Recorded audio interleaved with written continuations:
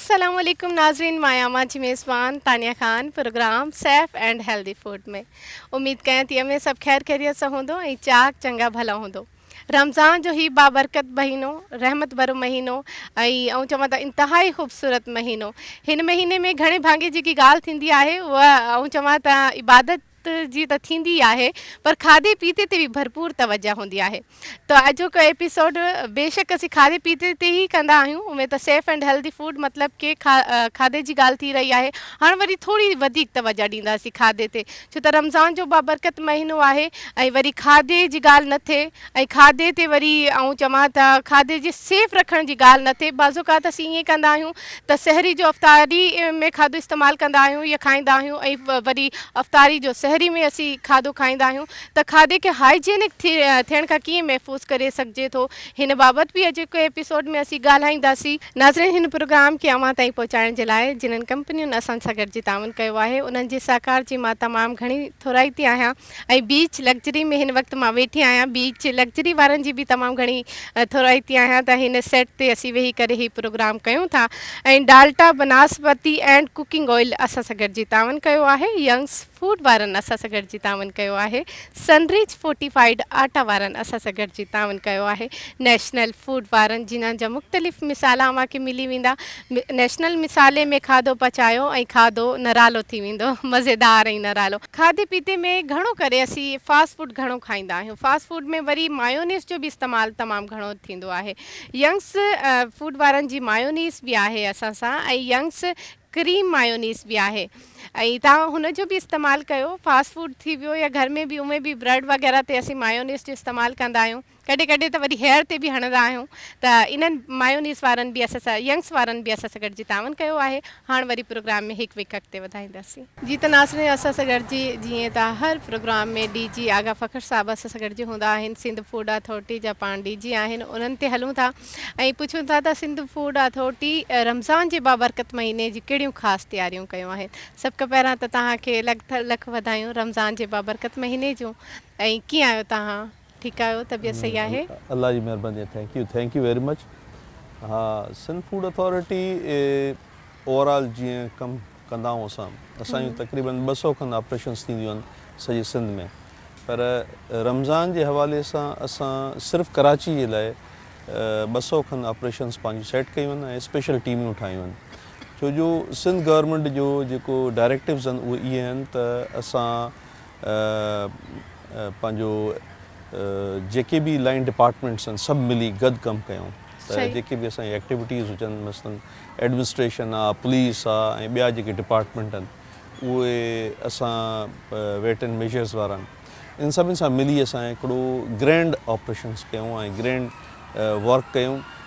बुनियादी मक़सदु इहो ई आहे त माण्हुनि खे सेफ, हेल्दी, हाइजीनिक ऐं प्राइस जे हवाले सां उहा जेकी उन जी प्राइस हुजणु खपे उहो मिलणु खपे। त उनजे लाइ असां पंहिंजूं टीमियूं स्पेशल तश्कील ॾिनियूं आहिनि ऐं असां पंहिंजा फोकल पर्सन्स सेट कया आहिनि। ईअं ई एडमिनिस्ट्रेशन वारनि पंहिंजा फोकल पर्सन सेट कया आहिनि। Police department, weight and measures ऐं ॿियनि डिपार्टमेंट सभिनि पंहिंजा फोकल पर्सन मुक़ररु कया आहिनि। इहे सभु फोकल पर्सन्स जेके आहिनि, असां जॾहिं कार्रवाइयूं कंदासीं त असांजी पंहिंजूं टीमियूं जेके बि तश्कील थींदियूं उन में पुलिस बि असां सां गॾु हूंदी, असां सां डिस्ट्रिक्ट एडमिनिस्ट्रेशन में असिस्टेंट कमिश्नर ऐं कुझु ऑपरेशन्स में डिप्टी कमिश्नर्स बि असांजी टीम सां गॾु हूंदा ऐं पोइ बैक्ड बाय इहो हूंदो त असांजी जेके टेक्निकल स्टाफ आहे जेको उन्हनि खे मुख़्तलिफ़ जायुनि ते चेक कंदो हलंदो त ऑयल ऐं ॿियूं जेके शयूं आहिनि उन जे हवाले सां, त जेके शयूं खाधे पीते जे हवाले सां उन्हनि जी क्वालिटी जे हवाले सां असां चेक कंदासीं, ईअं प्राइस जे हवाले सां ॿिया डिपार्टमेंट चेक कंदा। पोइ इहो मिली हिकिड़ो जॉइंट ऑपरेशन्स थींदा। तक़रीबन असां पंहिंजे लाइ पर डे जे हिसाब सां 200 ऑपरेशन्स असां सेट कया आहिनि पूरे कराची में ऐं अहिड़े तरीक़े सां 200 ऑपरेशन्स असां सेट कया आहिनि पूरे सिंध में। त असां डबल पंहिंजो कमु करण जे लाइ त सिर्फ़ु कराची में 200 छो ऐं पूरे हुननि में 200 अलॻि? हा, असां छो जो असांजो कुझु डिस्ट्रिक्ट जेके आहिनि, कराची असांजो सिंध फूड अथॉरिटी जे हवाले सां स्टाफ वाइज़ पूरी तरह कंप्लीट आहे। स्टार्ट बि असां कराची खां वरितोसीं त असां पहिरियों डिवीजन वाइज़, डिस्ट्रिक्ट वाइज़, हाणे इवन टाउन, कुझु टाउन ताईं बि असां हलिया विया आहियूं। रमज़ान जे हवाले सां तव्हांजी कहिड़ियूं इंस्पेक्शन्स आहिनि? असां रमज़ान जी जेकी तयारी आहे उहा काफ़ी पहिरियों खां शुरू करे छॾी हुईसीं ऐं उन में स्पेशली सिंध गवर्नमेंट ऐं स्पेशली पंहिंजे चीफ मिनिस्टर साहब जी जेके डायरेक्टिव्स हुया जंहिंजे तहत असां काफ़ी मीटिंग्स कयूं आहिनि ऐं प्लस असां उन कमिश्नर कराची ऐं ॿियनि कमिश्नर सां मिली असां पूरे सिंध जे लाइ हिकिड़ो प्रोग्राम सेट कयो आहे। उन प्रोग्राम में हाणे असां उनखे इम्प्लीमेंट कयूं पिया।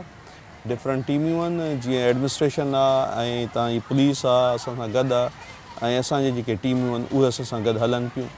त असां जेको उहो जॉइंट ऑपरेशन आहे उन में असां उन जॉइंट ऑपरेशन में असांजो रोल इहो आहे त असां उन्हनि खे टेस्ट करे पंहिंजो ॿुधायूं त जेको बि शयूं टेस्ट थियनि थियूं मार्केट में उहे छा खाइण जे या वापारण जे क़ाबिल आहिनि या न। त उन सिलसिले में असां पंहिंजी तयारी काफ़ी पहिरियों करे छॾीसीं। असां सवें न बल्कि हज़ारें किट्स जेके आहिनि रैपिड टेस्ट किट्स वठी असां पंहिंजी टीमुनि खे ॾेई छॾियूं हुयूं जेके हींअर टेस्ट करनि पियूं ऐं अहिड़े तरीक़े सां असां पंहिंजियूं जेकी लैब्स आहे मोबाइल लैब्स उनखे फुली इक्विप्ड कयो आहे ऐं उहा बि असां सां गॾु सपोर्ट में हले पई ऐं न सिर्फ़ु इहो त प्लस असां पंहिंजी लैब्स बि जेके आहिनि उहे बि असां उन्हनि खे बि असां कमु कयो आहे फोकस कयो त हाणे असां वटि पूरो हिकिड़ो डिटेल्ड प्रोग्राम आहे। इन सिलसिले में असां जेके बि बुनियादी शयूं जेके रमज़ान में इस्तेमालु थियनि थियूं सहरी में या इफ़्तारी में उहे सभु असां चेक पिया कयूं। हा जीअं मतिलबु खीर आहे तमामु घणो इस्तेमालु थो थिए, ऑयल आहे तमामु घणो इस्तेमालु थो थिए, अहिड़े क़िस्म जी जेके ॿियूं बुनियादी इंग्रीडियंट्स आहिनि खाधे पीते जा ऐं उहे होटल जेके शहरी में खुलनि पिया उन्हनि जी असांजी वेरिफिकेशन ऐं इंस्पेक्शन्स तमामु घणी हले पई ऐं उहे होटल्स जेके इफ़्तारी जे लाइ इस्तेमालु पिया थियनि उन्हनि जे लाइ बि असांजी तमामु घणी इंस्पेक्शन्स हले पई। असां हिकिड़ो सर्वे कराए छॾियो आहे ऐं डिफरेंट वे सां इवन गूगल सां बि असां सर्वे कयो आहे त असां ॾिसूं पिया त किथे रश जा एरियाज़ आहिनि, किथे घणी रश आहे त उन्हनि ते असां तमामु घणी इंस्पेक्शन्स असांजूं हलनि पियूं। त अहिड़े तरीक़े सां असां जेको रमज़ान में जेके असां प्रोग्राम जीअं ठाहियो हुओसीं त माण्हुनि ताईं सेफ हेल्दी हाइजीनिक फूड पुॼे। सिंध फूड अथॉरिटी तरफ़ मां ऐं सिंध गवर्नमेंट जेको उनखे प्राइस कंट्रोल सिस्टम मैकेनिज़म ठाहियो आहे उहो हिकिड़ो ऐं ॿियो इहो त जेको वॾे में वॾी ॻाल्हि इहा थी आहे त जेको राशन डिस्ट्रीब्यूशन उहो अमूमन सिंध गवर्नमेंट कंदी आहे उन में एडमिनिस्ट्रेशन बिज़ी थी वेंदी आहे पर हेल जेकी डिस्ट्रीब्यूशन थिए पई direct Benazir income support programme जे तहत उन्हनि जे अकाउंट्स में पैसा वञनि पिया जेके पैकेज आहे त उन सां एडमिनिस्ट्रेशन जी जेकी टाइम आहे उहो बची वियो आहे। उन में असां हाणे इहो ई कयूं पिया त असां जेकी इंस्पेक्शन्स कयूं पिया या जेके खाद खुराक आहे उहा तव्हांखे जेकी प्रॉपर क़ीमत आहे उन ते ऐं प्रॉपर क्वालिटी मेंटेन थी मिले।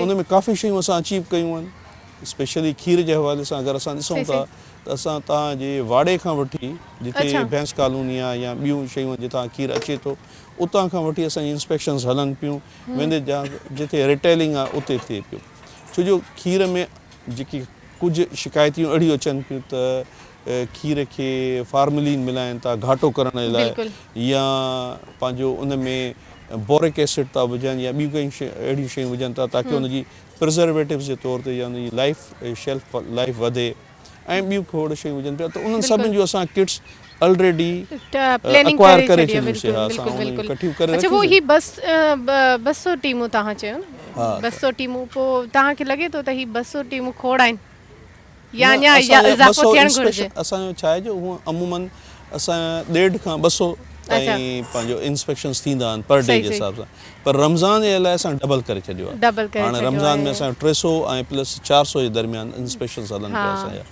त उहे इंस्पेक्शन अलॻि वधाया आहिनि ऐं असां पंहिंजूं स्पेशलाइज़ टीमियूं ठाहियूं आहिनि त जेके डिस्ट्रिक्ट एडमिनिस्ट्रेशन जेके कमु करे पई उन्हनि जी सपोर्ट जे लाइ जेके असांजूं स्पेशल टीमियूं आहिनि उन्हनि सां गॾु आहिनि। असांजूं मोबाइल टीम्स गॾु आहिनि असांजूं डिस्ट्रिक्ट ते तमामु जेके डिप्टी डायरेक्टर्स आहिनि उहे तमामु DC सां गॾु लेज़न में आहिनि ऐं उहो डिप्टी कमिश्नर ओवरऑल जेको आहे इन सभिनी शयुनि खे मॉनिटर करनि पिया जेके असांजा कंबाइंड ऑपरेशन्स आहिनि। पर जेके असांजा रूटीन जा जेके कम आहिनि उन्हनि खे असां एक्सपेडाइट बि कयो आहे न सिर्फ़ु एक्सपेडाइट कयो आहे पर असां रूटीन जे कम खे असां सही। तमामु घणो अॻिते ताईं खणी आया आहियूं, बहितर। उहो असांजो अलॻि हले पियो, उहो असांजो अलॻि आहे। बहितर मक़सदु जेको बुनियादी इहो आहे त जेकी बेराह रवी थी वई आहे न असां वटि रमज़ान में, त बसि हाणे पैसो कमाइणो आहे, ऐं शयूं खाइणो आहे जीअं बि बसि, आहिनि हा। उहे सेल थी वेंदियूं।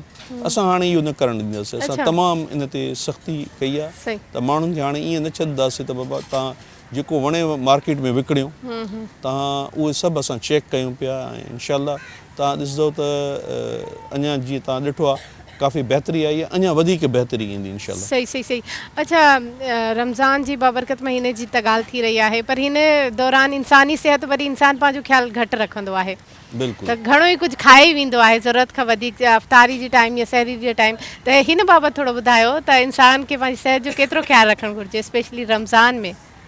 ॾिसो, मां अक्सर इहो चवंदो आहियां त तव्हां जेके बुनियादी इस्लामिक जेके रूल्स आहिनि उनखे फॉलो कंदो न पंहिंजी ज़िंदगी में, त तव्हांखे घणियूं तकलीफ़ुनि खां बची पवंदो। मसलन मां पंहिंजे स्टाफ खे इहो चवंदो आहियां त बाबा तव्हां सिर्फ़ु इहो ई जेके असांजा बुनियादी इस्लाम जेके हिफ़्ज़ान सिहत जे असूल ॿुधाया आहिनि उन्हनि खे ई इम्प्लीमेंट कराए वञूं न असां। सफ़ाई आहे, तहारत आहे, पाकीज़गी आहे, इनखे इम्प्लीमेंट कराए वञूं त असांखे काफ़ी शयूं हल थी वेंदियूं। अहिड़े तरीक़े सां खाधे पीते जे लाइ असांखे बुनियादी गौर करिणो पवंदो त इहे जेको महीनो इहो आहे इहो रोज़ो रखणु माना त पंहिंजे पाण खे उन अमल मां कढणु जेको बर्दाश्त जेकी थींदी आहे त उनखे बर्दाश्त, त उहो असांखे सुनत सॼो ॿुधायो आहे त बाबा पहिरें अशरे में केतिरो खायो, सेकेंड अशरे में चवनि था त नबी पाक सल्लल्लाहु अलैहि वसल्लम आख़िरी अशरे में हिकिड़ी खारक सां रोज़ो रखंदा हुया ऐं हिकिड़ी खारक सां इफ़्तार कंदा हुया। त आहिस्ता आहिस्ता तव्हां पंहिंजो घटि कंदा वञो खाइण पीअण खे। घणो खाइणु हूअं ई सिहत लाइ सुठो आहे। हे रमज़ान जो महीनो सिर्फ़ु इन करे आहे जो जेको तव्हांजे इंटरनल जेको तव्हां सॼो साल खाधो आहे उनखे बहितर करण लाइ, तव्हांजे जिस्म खे बहितर करण लाइ। सही। अच्छा, हिन दौरान वरी ॿारनि ते थोरी तवजह घटि थी वेंदी आहे, जेको बि तरी शइ आहे हलो ठीकु आहे ॿार खाइनि था, का पाबंदी न आहे, रमज़ान जो महीनो आहे त रमज़ान जो महीनो पर सिहत जो ख़्यालु रखण बि त ज़रूरी आहे, तमामु ज़रूरी आहे। ॾिसो न, असांजा शुगर पेशेंट जेके आहिनि रमज़ान जे महीने में चवंदा आहिनि त साईं इहो ॻाढ़ो शरबत पीअणो आहे, इहो सवाबु आहे, खारकूं खाइणियूं आहिनि, इहो सवाबु आहे। मतिलबु त उहे जेके बुनियादी, ॾिसो न, दुनिया इल्लत ऐं मालूल ते ठहियलु आहे, मसबल असबाब रब ई ज़ात आहे, हर शइ जो सबबु आहे, उन सबब जे तहत क्रिएट थियल आहे दुनिया। तव्हां मिठो खाईंदव, खारकूं घणियूं खाईंदव, सर्टेनली अगरि तव्हां शुगर पेशेंट आहियो त तव्हांजी शुगर वधी वेंदी, वरी तव्हां इफ़्तारी में खायो या जीअं बि करे तव्हां खायो, पर उन्हनि शयुनि खे तव्हांखे एहतियात करिणो आहे। असांजी हाणे हिकिड़ी ट्रेडिशन थी वई आहे त असां खोड़ सारो शरबत पींदासीं, खोड़ सारियूं शयूं मिठियूं खाईंदासीं, खोड़ सारियूं शयूं जेके आहिनि असां समोसा, पकोड़ा ऐं दही बड़ा ऐं इहे खोड़ शयूं जेके बुनियादी असां इफ़्तारी खे उन सां अटैच करे छॾियो आहे। ईअं न आहे, तव्हां पंहिंजी ख़ुराक खे मुतवाज़न रखो, प्रॉपर रखो, घटि खां घटि खायो, अलाह जी वधि खां वधि इबादत कयो। हिन में त आराम, स्टार्टिंग जेकी डेज़ हूंदा आहिनि रमज़ान जा हुन में असीं घणो ई खाई वेंदा आहियूं, पोइ एंड में वञी करे असांजा रोज़ा बि मिस थी वेंदा आहिनि, तबियत सही न आहे। सर्टेनली ॾिसो, तव्हां जेतिरो घटि खाईंदव ओतिरी तव्हांजी तबियत बहितर रहंदी। असां फूड अथॉरिटी जेको आहे तव्हांखे हेल्दी हिकिड़ी प्लेट ठाहे था ॾियूं, त मसलन तव्हां पंहिंजो जेको इफ़्तार आहे उन में प्लेट में 50% अधु तव्हां घटि में घटि वेजिटेबल्स रखो, सलाद रखो ऐं ॿियूं रखो। तव्हां बाक़ी जेको अधु बचे उन में तव्हां कार्बोहाइड्रेट्स मतिलबु चांवरनि ऐं पंहिंजो मानी आहे उहे रखो, बाक़ी तव्हां प्रोटीन जो पोर्शन रखो। 25% तव्हां मतिलबु जंहिंमें फिश थी सघे थी, तव्हांजो गोश्त थी सघे थो, तव्हांजी ॿियूं शयूं थी सघनि थियूं जेके आहिनि। प्रोटीन वारे पोर्शन खे तव्हां 25% माना क्वार्टर रखो ऐं क्वार्टर तव्हां कार्बोहाइड्रेट्स रखो, बाक़ी अधु तव्हांखे ग्रीन शयूं या इहे खायो त तव्हांखे सिहत तव्हांजी सुठी रहंदी। ऐं ॿियो इहो आहे त सुठो फ्रूट जेको आहे उहो तव्हां इस्तेमालु कयो ऐं कोशिशि कयो त पंहिंजी कंसंट्रेशन जेकी आहे वधीक इबादत जी तरफ़ हुजे बनिस्बत खाइण खे। अच्छा, हिकिड़ी ॿी ॻाल्हि, अमें एतिरो कमु, एतिरी शयूं, एतिरा सभु कुझु मैनेज कयो त अमें पंहिंजी सिहत जो ख़्यालु कीअं था रखो? रमज़ान में त वरी रोज़ा बि रखो था, हा, बिल्कुलु। वरी वेंदा आहियो इंस्पेक्शंस जे न, लाइ न, हाणे मुख़्तलिफ़ जॻह जीअं ते, हे त पोइ टाइम कीअं? असां वेठा आहियूं, हे उहो टाइम आहे जंहिंमें वाक़ई फील थिए थो ऐं उनजो रोज़े जो असरात आहिनि ऐं तव्हां ॻाल्हाईंदे महिल बि फील थिए थो ऐं असां तव्हां सां वेठा बि आहियूं। पर छा आहे जो कमु जॾहिं इंसान ते अचे थो त पोइ ख़बर नथी पए त ॾींहुं गुज़री थो वञे, सॼो कंसंट्रेशन तव्हांजे कम जी तरफ़ आहे, तव्हांजो ॾींहुं गुज़री थो वञे। ऐं अगरि कमु तव्हां बहितर था कयो त इहा बि इबादत आहे। कमु हिकिड़ो बुनियादी तौर ते अगरि तव्हांजे कम सां इंसान ज़ात खे का बहितरी थी अचे त इहा इबादत आहे। ऐं इंसान जी सिहत जे लाइ तव्हां हिकु क़दम अॻिते वधायो आहे त अलाह साईं अमां जा 10 क़दम अॻिते वधाईंदो, अञा हेल्प कंदो तव्हांजी, ऐं माशाल्लाह सुठो कमु करे रहिया आहियो। नो डाउट तव्हांजी तारीफ़ कोशिशि ॿुधी करे आहे। रहिया आहियूं पंहिंजी तरफ़ां। बिल्कुलु बिल्कुलु असां सिर्फ़ु पंहिंजी तरफ़ां कोशिशि करे सघूं था, रिज़ल्ट्स जेके आहिनि उहे अलाह ते माण्हू छॾे ॾे। ऐं हर शइ जो अमल जेको आहे न, हर अमल जो दारोमदार नियत ते आहे। इन मां अमाल बिनियात जीअं चयो वियो आहे, त तव्हांजी अगरि नियत सुठी आहे न ऐं तव्हां को बि कमु कयो पिया त तव्हां यकीन कयो त अलाह अलाए किथां ग़ैबी मदद थो करे तव्हांजी। मां कुझु शयूं अहिड़ियूं हूंदियूं आहिनि जेके इम्पॉसिबल टास्क हूंदियूं आहिनि, मां सोचंदा त इहे मां कीअं करे वियुसि, पोइ ख़्यालु ईंदो आहे त इन में नियत जो अमल दख़ल हुयो। मां नियत में इहो ई सोचियो हुयो त इन जी बहितरी थिए माण्हुनि जी या सभिनि जी। त असां जेके बि नियत सां, सुठी नियत सां को कमु कयूं था त असांखे ख़बर नथी पए त किथां हेल्प थिए, त रब जेको आहे उहो हेल्प करे थो। हा, बिल्कुलु। इहे जेको नेचर जो रूल्स आहिनि न, इहे नेचर जा जेके कानून ठहियल आहिनि, उहे सॼा तव्हांजा कानून इन ई हिसाब सां ठहियल आहिनि। ऐं उन में हे जेको मां तव्हांखे ॿुधायो त हे खाधे पीते जो महीनो न आहे, हे गौर फ़िक्र जो महीनो आहे। माना तव्हां क़ुर शरीफ़ पढ़ो, उनजी हर आयत ते गौर सां डीप में हलिया वञो, तव्हां उनखे ॾिसो त केॾी डेप्थ में उनजी असांजी लाइफ जे लाइ, असांजे पंहिंजनि जे लाइ, ॿारनि जे लाइ हिकिड़ी वॾी डिटेल्ड उन में आहे सभु शइ जी। हे ओवरऑल जेको सोसाइटी में ॾिसो न, एॾी बेराहवरी अची वई आहे, इन जो हल ई इहो आहे त असांखे का बि चङी शइ हुजे उन जी तरवीज कयूं। असां हाणे तव्हां ॾिठो हूंदो त मां सोशल मीडिया ते कंहिंसां ॻाल्हायां पियो, तमामु सोशल मीडिया वारा एक्टिव हुया। मां चयोमांनि त बाबा हीअ शइ बहितर आहे, हिनखे थोरो तव्हां अॻिते खणी अचो। हुननि चयो, चई साईं हिनखे नथा खणी अची सघूं। बाबा छो? चई माण्हू जेके आहिनि न ख़राबु शयूं ॾिसणु था चाहिनि। मतिलबु हाणे अगरि माण्हुनि सभु शयूं ख़राबु ॾिसणु था चाहिनि, मतिलबु माण्हू सुठी शयूं नथा ॾिसणु चाहिनि। सुठियूं शयूं छो नथा ॾिसणु चाहिनि? तव्हां न ॾेखारींदव त जीअं हाणे तव्हांजो प्रोग्राम आहे, ॾिसो तव्हांजे प्रोग्राम में खोड़ शयूं आहिनि। तव्हांजी जेकी मैडम हाणे कुकिंग थी करे, इहा कुकिंग जेकी आहे इहा कमर्शियल कुकिंग आहे, जेकी घरनि में असां सेखारण जी कोशिशि था कयूं। त जिते असांजी माउ जेके स्पेशली कराची में असांजी भेणियूं जेके वेठियूं आहिनि, जेके घर में कुकिंग थियूं करनि ऐं सेल थियूं करनि शयुनि खे, तक़रीबन 10,000 जे क़रीब अहिड़ियूं लेडीज़ आहिनि जेके हिते कराची में कुकिंग करनि पियूं ऐं वरी उनजी सेल हले पई, उन्हनि खे ऑर्डर मिलनि पिया। त इहे जेके प्रोडक्ट्स असां तव्हांखे ॾेखारियूं था, इहे उहे आहिनि जेके कराची में आम कामन हलनि थियूं या असांजो जेके हलनि थियूं। त उहे इन मां हिकिड़ो त इहो तव्हां उन्हनि खे रोज़गार जे लाइ शयूं ठाहे था ॾियो। ॿियो इहो आहे त जीअं हाणे असां पाण वेठा आहियूं ऐं खोड़ अहिड़ियुनि शयुनि ते ॻाल्हायूं था, थी सघे थो असांजी का ॻाल्हि कंहिंखे पिक थी वञे, का अहिड़ी बहितर ॻाल्हि कंहिंखे पिक थी वञे, को ॿुधी वठे त बाबा इहे शयूं बहितर आहिनि लाइफ जे लाइ ऐं हिननि खे बहितर तरीक़े सां असां पंहिंजी ज़िंदगी में इम्प्लीमेंट करे सघूं था। त ॿिन्ही तरीक़े सां तव्हांजो जेको प्रोग्राम आहे, इहा बि हिकिड़ी क़िस्म जी इबादत आहे। तव्हां इन खे शइ खे नियत इहा ई खणी हलो त हीअ टीचिंग आहे ऐं असां माण्हुनि खे सबक़ु था ॾियणु चाहियूं सुठी शयुनि जो। खाद खुराक जे हवाले सां जेके शयूं असांजे सोसाइटी में हुजणु खपनि, जेको असांजे माशरे में हुजणु खपनि, या असांजे स्पेशली सिंध प्रोविंस में हुजणु खपनि, त उन्हनि जे लाइ तव्हां माण्हुनि खे ॿुधाए रहिया आहियो। मसलन तव्हां बुनियादी तालीम इहा त पंहिंजो चुल्ह त साफ़ु कयो, जंहिंजी चुल्ह साफ़ु तंहिंजो दिलि साफ़ु, ठीकु आहे न। जंहिंजी चुल्ह साफ़ु न आहे त इन जी तरफ़ तव्हां वञो पिया, तव्हां सफ़ाई जी तरफ़ पिया वञो, तव्हां खाधे खुराक जी तरफ़ पिया वञो ऐं इंट्रस्ट पिया ॾियारियो लेडीज़ खे स्पेशली। मां चवंदुसि त खाधे जे लाइ इहो बहितरी मर्दनि जी या मर्दनि जे लाइ बि तव्हां बहितर कमु था कयो। अगरि उन लेडीज़ खे कुझु पचाइणु ईंदो त उन घर में का बहितरी ईंदी। बिल्कुलु बिल्कुलु। हाणे तव्हां इजाज़त ॾियो त ब्रेक जी तरफ़ वधूं। हा, थैंक यू। नाज़रीन, सेफ एंड हेल्दी फूड में हाणे टाइम थियो नंढे शॉर्ट ब्रेक जो। ब्रेक खां पोइ बि अमां जी ख़िदमत में हाज़िर रहंदासीं, असां सां गॾु रहिजो।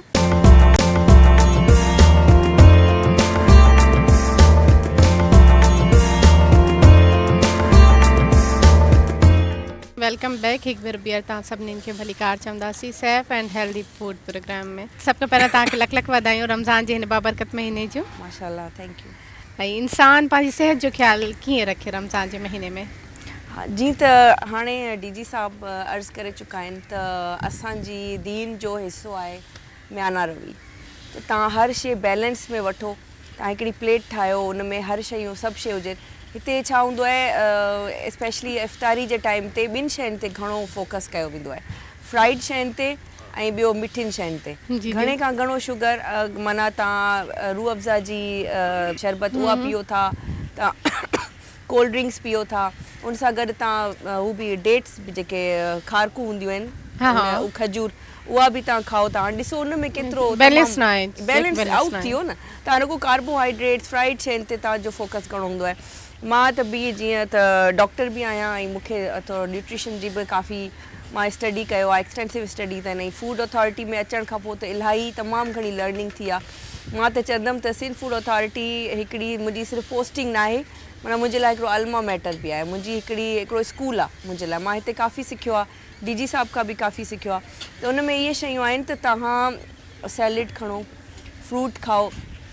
अगेन फ्रूट में बि नेचुरल शुगर्स हूंदियूं आहिनि। अगरि तव्हां शरबत वठो था त उन में एक्स्ट्रा शुगर न विझो। अच्छा, प्योर शरबत पियो, एक्स्ट्रा शुगर न विझो ऐं उहा थोरी घटि पियो। ऐं अगरि उहा पियो था त उन सां गॾु ॿियूं मिठियूं शयूं घटि कयो। तव्हां घणे खां घणो फाइबर वठो। रमज़ान में तव्हां ॾिसो घणो करे माण्हुनि खे कॉन्स्टिपेशन जो प्रॉब्लम थी वेंदो आहे, छो त माण्हू फाइबर खाइण ई छॾे ॾींदा आहिनि। इफ़्तारी में बि जेको आहे सो फ्राइड शयुनि ते फोकस हूंदो आहे, शुगर ते फोकस हूंदो आहे, ऐं सहरी में बि इन्हनि शयुनि ते फोकस हूंदो आहे, पराठे ते अगेन फ्राइड, एग खाईंदा आहिनि अगेन फ्राइड। त उन करे बैलेंस रखो। जीअं DG साहब ॿुधाए चुका आहिनि त हिकिड़ी बैलेंस प्लेट ठाहियो, उन में हर शइ रखो, प्रोटीन रखो, फाइबर रखो, फ्रूट्स रखो, वेजिटेबल्स रखो, सैलेड्स रखो ऐं तव्हांजी डाइट प्रॉपर थी वेंदी। डाइट प्रॉपर थी वेंदी। अच्छा, तव्हां पाण डॉक्टर आहियो, तव्हां बाज़ोकात कहिड़ी शयूं ॾिसंदा आहियो त कहिड़ी शइ ते फोकस न आहे, ख़ासि तौर ते खाधे जे मामले में? सैलेड ते फोकस घटि हूंदो आहे रमज़ान में, फाइबर ते घटि हूंदो आहे। सही। हा, हिन ते वधीक तवजो हिन ते वधीक बिल्कुलु तवजो ॾियणु खपे। ऐं अटो जेको आहे उनखे छाणे यूज़ न कयो, अणछड़ियल अटो यूज़ कयो जंहिंमें फाइबर हुजे। उहो स्पेशल जेका मानी आहे, स्पेशल अटे जी मानी उहा न खाओ। ऐं तव्हां ॾिसंदव त जेके समोसा ठहंदा आहिनि ऐं जेके इहे रोल ठहंदा आहिनि उनजी पैटी यूज़ थींदी आहे, उन में को बि फाइबर न आहे। त तव्हां यूज़ कयो त मानी उहा उन में घर में अगरि कोशिशि कयो त घर में ठाहियो था त रोल वग़ैरह ठाहियो था त मानी में ठाहियो। मानी में इहो फ़ाइदो थींदो त उन में फाइबर अची वेंदो। तव्हांखे कीअं बि करे फाइबर इंटेक पंहिंजो करिणो आहे। सही। बहितरीनु ॻाल्हि मरियम, इलाही बहितरीनु ॻाल्हि ॿुधाई। ऐं शेफ़ मुक़ीम सुमरो साहब बि असां सां गॾिजी आहिनि, जेके इंटरनेशनल शेफ़ आहिनि ऐं नो डाउट तारीफ़ जे क़ाबिल त आहिनि ई आहिनि, पर अञा केतिरी तारीफ़ कयां, इंटरनेशनल चई छॾियो। त माशाल्लाह पाकिस्तान खां ॿाहिरि बि कमु करे आया आहिनि, त इलाही एक्सपीरियंस आहे तव्हांजो। ऐं ख़ासि तौर ते अगरि रमज़ान जे बाबरकत महीने जी ॻाल्हि कजे त हिन जी तयारियूं अव्हां कीअं कयूं आहिनि?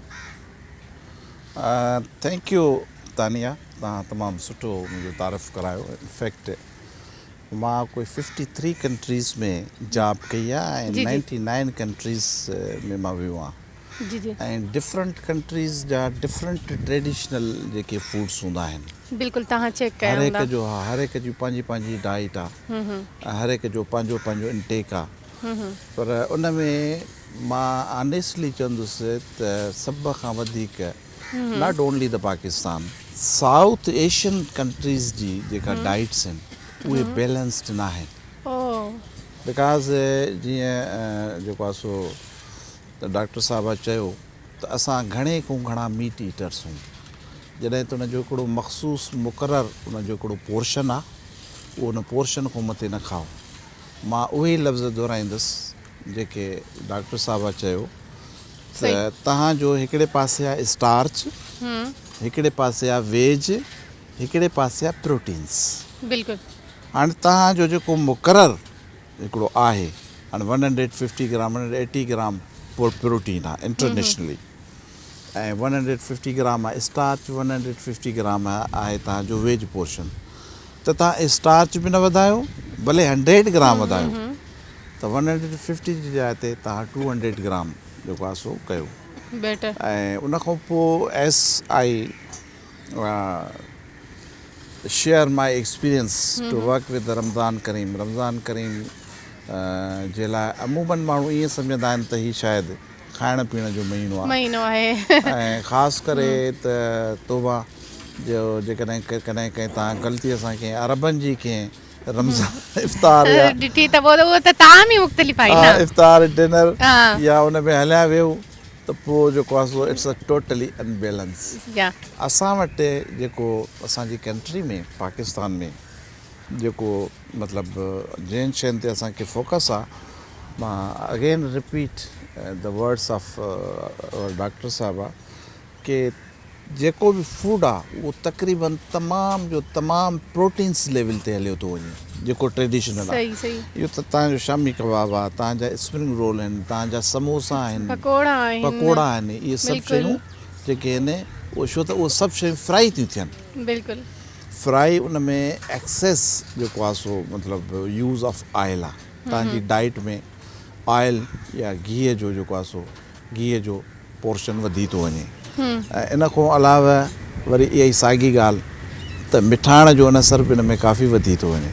सही सही त इनखे बि तव्हां सभ खां पहिरियों जॾहिं तव्हांजे इफ़्तारीअ जो वक़्तु अचे त इफ़्तारीअ ते तव्हां 2-3 क़िस्मनि जूं सैलेड्स 2 क़िस्म जूं त ठाहियो, जंहिंमें हिकिड़ी सिंपल सैलेड ठाहियो, जंहिंमें इहे वेजिटेबल्स कुकुम्बर आहे, कैरेट आहे, रेडिश आहे, टमेटो आहे, या ओनियन पसंदि आहे त ओनियन बि ऐड करे सघो था, या सलाद पतो ईंदो आहे उन सां मिलाए सलाद जो हिकिड़ो पोर्शन। त जॾहिं तव्हां उहो खाईंदव त तव्हांजो हथु घणो समोसे वारी साइड ते न वेंदो, शामी कबाब वारी साइड ते न वेंदो, चपली कबाब वारे ते न वेंदो, सही छो त हीअ स्टमक आहे। असांजी जेका नीड आहे, जेका असांजी नीड आहे, जेका डाइट आहे, त चाहे उहो खाऊं चाहे उहो खाऊं। तंहिं करे तव्हां मिठियूं शयुनि खे तमामु घटि में घटि पाण सां रखो ई न। अच्छा हा, उनजे अंदरि जेको आहे जीअं हाणे लेमन आहे, हाणे लेमन मां तव्हां स्क्वैश बि ठाहे सघो था, लेमन स्क्वैश बि मिले थी, ऐं लेमन साल्टिश जूस बि मिली सघे थो। उहो उन में विझी तव्हां instead of that to make lemon squash सही तव्हां उनखे थोरो साल्टेशन में खणी अचो। सही सही लेमन जो इस्तेमालु त इलाही जॻहनि ते थी सघे थो अगर असीं बेहतर जगह ते कयूं त। बिल्कुलु बिल्कुलु बिल्कुल बिल्कुल। अच्छा डॉक्टर मरियम, एक और सवाल मुझे आपसे करना था सिंध फूड अथॉरिटी के हवाले से। तो सिंध फूड अथॉरिटी जो है वो रमज़ान में ऐसा क्या खास कर रही है, या उसकी तैयारियाँ रमज़ान के हवाले से क्या खास हैं जो आम डेज़ में नहीं है? हाँ, अच्छा सवाल किया आपने तानिया। आम डेज़ में ये होता है कि हमें डेली बेसिस पे हमारे रूटीन हमारे इंस्पेक्शन होते हैं, हम रेस्टोरेंट्स में जाते हैं।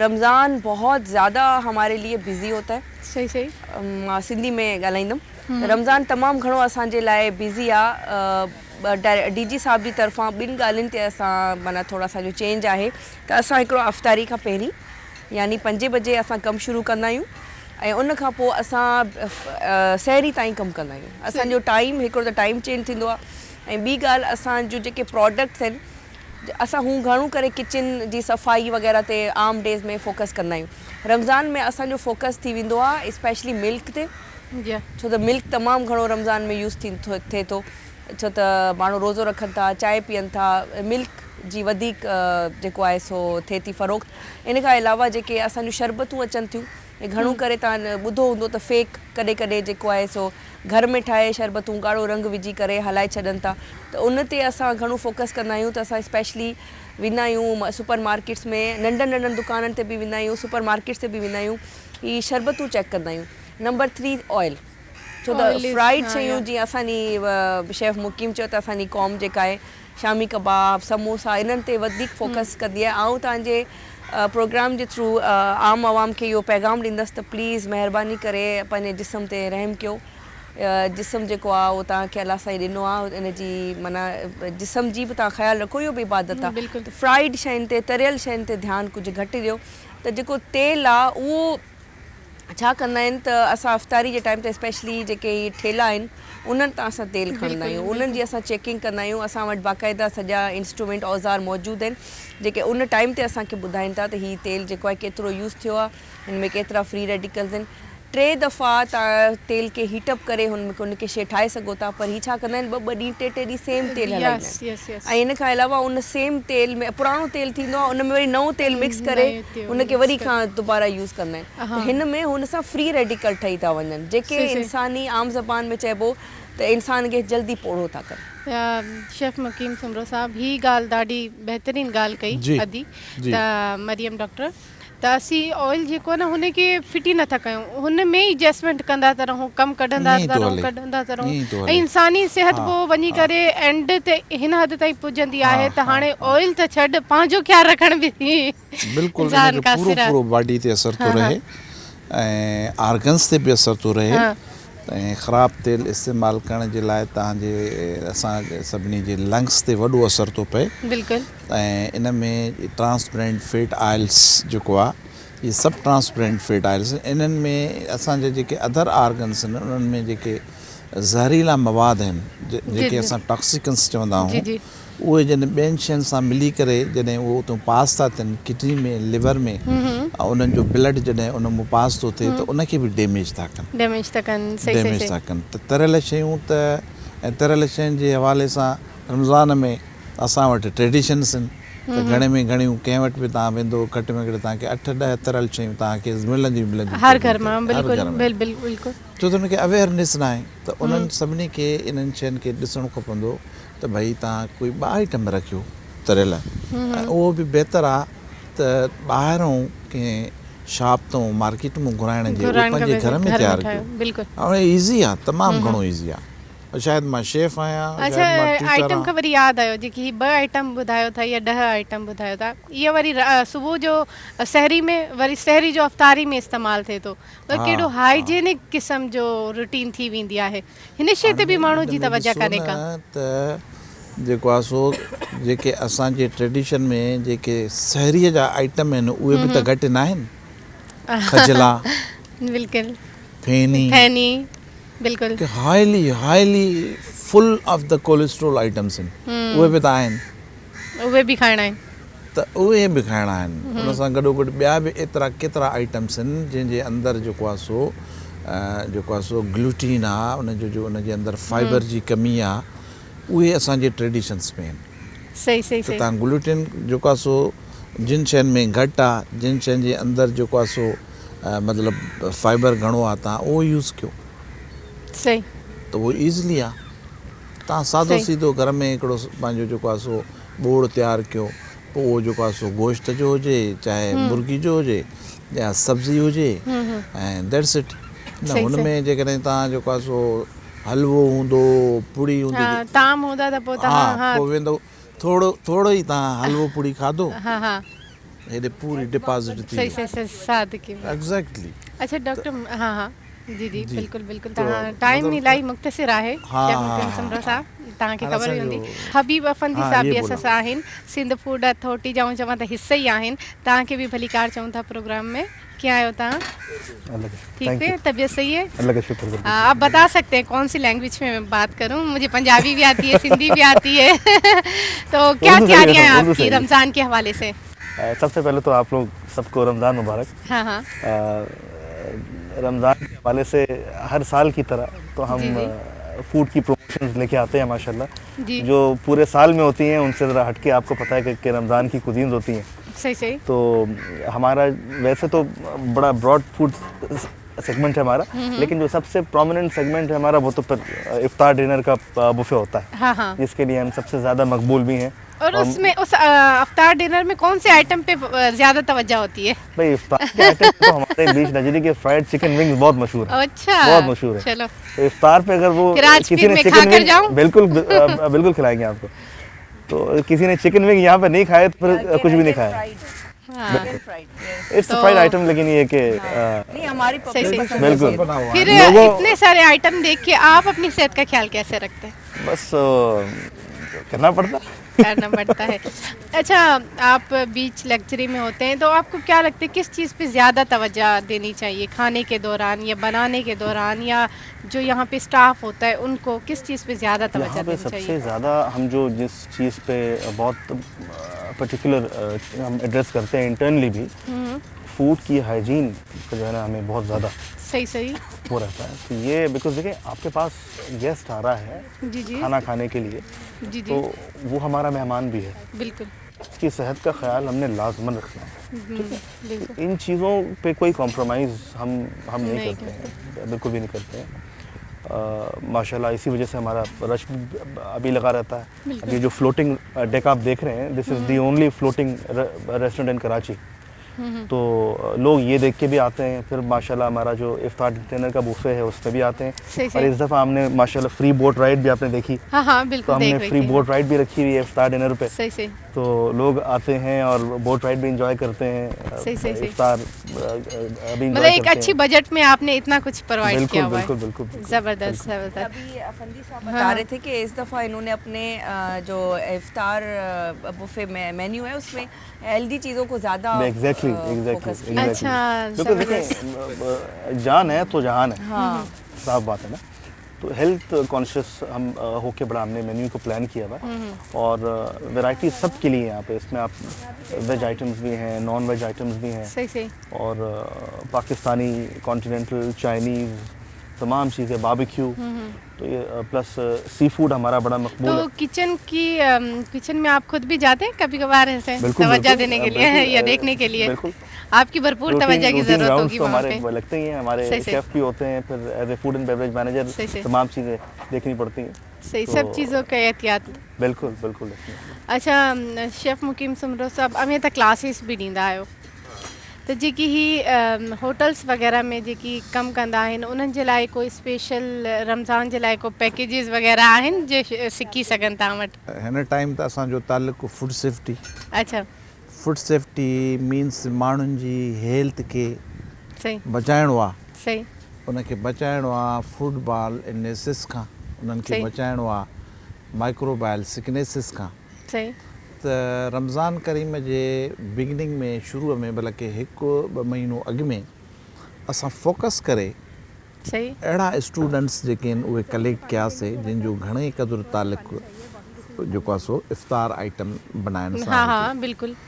त उन्हनि खे कलेक्ट करे तक़रीबन उन जे अंदरि थैंक्स गॉड के 1 महीने जे अंदरि कोई असां जेको आहे 600-700 फूड हैंडलर्स कराची सिटीअ जा जेके पर्टिकुलरली सिर्फ़ु इफ़्तार आइटम्स तयारु कंदा आहिनि उन्हनि खे ट्रेंड करे चुको आहे। सही ऐं सही उन्हनि सही। खे तमामु उन जी SOP, उन जी जेका आहे सा कहिड़ियूं शयूं यूज़ करणियूं आहिनि या कहिड़ियूं शयूं यूज़ न आहिनि करणियूं, उन जे अंदरि जेके इंग्रीडियंट्स आहिनि उन्हनि कहिड़ी इंग्रीडियंट्स में फाइबर आहे, कहिड़े इंग्रीडियंट्स में जेको आहे सो ग्लूटीन आहे। त उहे अहिड़े क़िस्म जूं शयूं उन्हनि खे कुझु तव्हांखे हैरत थींदी त बीइंग एन शेफ बि आहियां मां, त मां उन्हनि खे कुझु अहिड़ा आइटम्स बि उन्हनि खे जेके आहिनि जेके स्टीम मेथड सां पचंदा आहिनि सही सही उहे उन्हनि खे इंट्रोड्यूस करे उन्हनि खे सिखारियो ट्रेंड करे था। मोकिलियो। सही त सही ज़्यादा खां ज़्यादा हाणे जी चाइनीज़ में आहिनि स्टीम बन्स, डिम सिम्स, सही सही इहे अहिड़े क़िस्म जा आइटम आहिनि जंहिंजे अंदरि ग्लूटीन बि घटि आहे ऐं उन जे अंदरि जेको आहे सो उहो फ्राइड बि न आहिनि, स्टीमर में सही पचंदा सही आहिनि। सही सही बेहतर। त मां इहो ई चवंदुसि त तव्हां छो त हाणे सॼी कुकिंग त मां हिते कोन थो खोले सघां, न तो खोले सघां। तव्हां ॾिसो गूगल खुली पई आहे, यूट्यूब खुलियो पियो आहे, उन जे अंदरि वञो तव्हां स्टीम फूड्स जे क्लासिफिकेशन खे खोलियो, जी जी तव्हां ॾिसो त स्टीमर में कहिड़ियूं शयूं तव्हां जूं पचाए सघो था बजाए उन्हनि खे फ्राई करण जे। सही त सही हिकिड़ो सही। सुठो साइन हूंदो ऐं अलहमदिल्ला काफ़ी त ट्रेंड तव्हां त आऊं चवां त इंटरनेशनल शेफ आहियो, ॿाहिरि रमज़ान जूं तयारियूं कीअं हूंदियूं आहिनि? हीअ त पाकिस्तान आहे न, पाकिस्तान जी सेफ्टी जी ॻाल्हि कयो था, हा। हुते एतिरी सेफ्टी हूंदी आहे हा या हुते बि स्ट्रिक्ट आहिनि माण्हू? बिल्कुलु, कुझु कंट्रीज़ अहिड़ा हा, आहिनि, हा। हाणे जे तव्हां अफ्रीका वञो, सोमालिया वेंदव, सूडान वेंदव, उते त सेम लाइक जीअं पाकिस्तान आहे। अच्छा अच्छा या ॿिया जेके अरब कंट्रीज़ आहिनि जंहिंमें कुवैत आहे, जंहिंजे अंदरि सऊदी अरब आहे, UAE आहे, ओमान आहे, उन्हनि में सेम बल्कि हितां खां बि वधीक सही। उन्हनि जूं एक्टिविटीज़ हूंदियूं रमज़ान में। सही सही पर तव्हांखे इहा ॻाल्हि ॿुधी जेका आहे सा हैरत बि थींदी, ख़ुशी बि थींदी जी, त जी। सेम मूं जेको आहे सो अहिड़ियूं एक्टिविटीज़ वेस्टर्न कंट्रीज़ में बि ॾिठियूं आहिनि। अच्छा। तव्हां यूके में वेंदव, तव्हां लंडन में वेंदव, तव्हां बर्मिंगम में वेंदव, तव्हां मैनचेस्टर में वेंदव, छो त उते बि घणो तादाद आहे मुस्लमाननि जो ऐं जेको आहे सो साउथ एशियन जो सही सब कॉन्टिनेंट जो जेके उते रहनि था, उते बि सही। तव्हांखे अहिड़ियूं ई मिलंदियूं। सही सही सही सही तव्हां फ्रांस में वेंदव, तव्हां हॉलैंड में वेंदव, तव्हां कहिड़े बि कंट्रीअ में वेंदव, तव्हांखे इहा एक्टिविटी नज़र ईंदी। चलो सही उन लेवल ते न जेतिरी असांजे पंहिंजे मुल्क में या सऊदी अरब में या मुस्लिम कंट्रीज़ में, बट दे आर एक्टिव। जी त डॉक्टर मरियम मामा जी तरफ़ ईंदासीं। अच्छा, तव्हां एज़ अ डॉक्टर ॾिसो या एज़ अ चवां त फीमेल बि आहियो, कुकिंग बि घर में बि कंदा हूंदो, त जेकी रमज़ान में चवां त बीमारियूं वधीक वधी वेंदियूं आहिनि, तव्हां मुंहिंजे ख़्याल आहे त हिन शइ ते बि वधीक फोकस था ॾियो, सिहत ते ई, त उहे कहिड़ियूं बीमारियूं आहिनि जेकी वधीक वधी वेंदियूं आहिनि रमज़ान में, या पाणी माण्हू घटि पीए थो रमज़ान में, ईअं बि आहे? हा बिल्कुलु। सॼो ॾींहुं पाणी नथो पीए, जीअं ई रोज़ो खुले थो त हिकदमि इलाही पाणी पी था वठूं, त हिन शइ ते बि असांजी तवजह न आई हूंदी त हिकदमि जेको ओचितो हर शइ खाईंदा आहियूं असीं। तव्हां मूंखां सुठा सवाल था कयो, ख़ुशी पई थिए मूंखे। अच्छा, हिन जो आउं इहो जवाबु ॾींदसि त ॾिसो असां खाऊं छा था, असां सहरी में इफ़्तारी में असां फ्राइड फूड वधीक खाऊं था। अक्सर तव्हां ॾिठो हूंदो त माण्हुनि जो वेट वधी वेंदो आहे। हालांकि फास्टिंग हिकिड़ी अहिड़ी शइ आहे, रोज़ो रखणु हिकिड़ी अहिड़ी शइ आहे, एॾी सिहत लाइ बहितरीनु शइ आहे, जो अगरि आउं हुन जा हीअं तव्हांखे फ़ाइदा ॿुधाईंदसि त सॼो प्रोग्राम त उन ते ई ख़तमु थी वेंदो। सही। असांजे दीन में जेको फास्टिंग ॾिनी वई आहे, इहो हिकिड़ो असांजी पंहिंजी हिन में बचत आहे उन्हनि बीमारियुनि खां। ॾिसो, फास्टिंग कयूं था, हुन में असांजो जिस्म जेको आहे साफ़ु थिए थो, असांजी किडनीज़ खे, असांजे लिवर खे, असांजे जेके निज़ाम हज़म आहे हुनखे हिकिड़ो टाइम मिले थो त हू पंहिंजे पाण खे रिज्यूमिनेट करे। पर जॾहिं असां वरी जेको रोज़ो खोलियूं था, असां वरी फ्राइड शयूं खायूं था, असां वरी शुगर वधीक था वठूं, त इन सां घणो करे 2 बीमारियूं वधीक थी थियूं वञनि। हिकिड़ो हार्ट जूं बीमारियूं वधीक थियूं थी वञनि, ऐं ॿियो डायबिटीज़। काफ़ी माण्हुनि खे डायबिटीज़ हूंदी कोन्हे, रमज़ान खां पोइ उन्हनि खे डायबिटीज़ थी वेंदी आहे। काफ़ी माण्हू जेके आहिनि, हालांकि इहो वेट वज़न घटि करण जो मौक़ो आहे रमज़ान में, त अगरि कंहिंजो वेट वधियल आहे, पेट निकितल आहे, त हू पंहिंजो वज़न घटि कनि। पर हिते छा थींदो आहे त उन्हनि जो वज़न वधी वेंदो आहे, चवंदा आहिनि रमज़ान आहे, छा इहो एक्सक्यूज़ ॾींदा आहिनि, रमज़ान हो उन करे असांजो वेट वधी वियो। भई छो थो वधे तव्हांजो वेट? तव्हां उहे शयूं खाओ ई न, तव्हां म्याना रवी सां हलो, तव्हां सुनत जे तरीक़े सां हलो, पाण सल्लल्लाहु अलैहि वसल्लम जिन जो जेको सुनत जो तरीक़ो आहे उहो फॉलो कयो।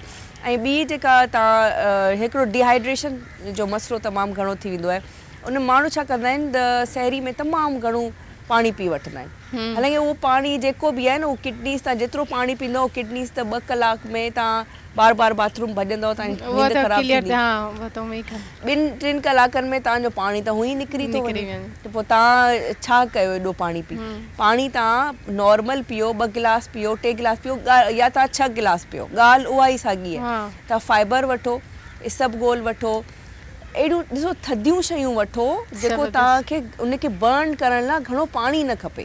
तव्हां जेतिरो सहरी में लाइट फूड खाईंदव, जेतिरो तव्हां फ्राइड फूड खां बचंदव ऐं हल्की ग़िज़ा वठंदव, ओतिरो तव्हांजे जिस्म खे पाणी जी घटि ज़रूरत पवंदी उन्हनि कैलरीज़ खे या उन फूड खे बर्न करण लाइ। बिल्कुलु। तव्हां एग खाईंदव, बेज़ो जेको आहे एग खाईंदव, अंडो खाईंदव, तव्हां पराठा खाईंदव, इहे जेकी तरियल शयूं तव्हां सहरी में वठंदव, त तव्हां हुई डिहाइड्रेशन तव्हांखे थी वेंदी।